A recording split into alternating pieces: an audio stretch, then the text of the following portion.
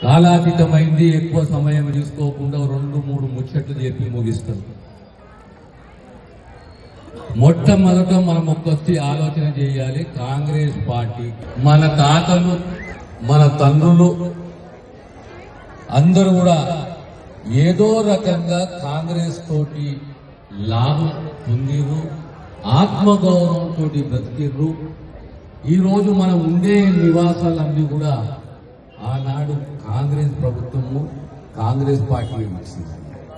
తెలంగాణ రాష్ట్ర చరిత్ర చెప్తే ఒక్కటే నిమిషం 2 నిమిషాలలో తెలంగాణ రాష్ట్రంలో భూ సంస్కరణలు సుమారు 25 లక్షల ఎకరాల భూ పంపకము పేదవానికి ముఖ్యంగా దళితులకు ట్రైబల్స్ కు ఇచ్చిన చరిత్ర ఇందిరమ్మది కాంగ్రెస్ పార్టీది.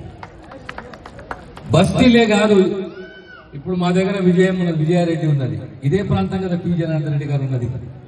ఆనాడు ప్రజా నాయకుడు ప్రతి బస్తీని ఏర్పాటు చేసిన చరిత్ర కాంగ్రెస్ పార్టీని పీజేఆర్ గారు బాధ్యతగా ఉంది. మనం అంబేద్కర్ సిద్ధాంతాన్ని నమ్ముతాం సంపూర్ణంగా. సామాజిక న్యాయము, ఆత్మగౌరవంతో బ్రతకాలి, సామాజిక న్యాయం కావాలి, మన వాటా మనకు రావాలి, మనం గౌరవప్రదంగా సమాజంలో బ్రతకాలి అని చెప్పేసి ఆనాడు మొదటి సబ్ ప్లాన్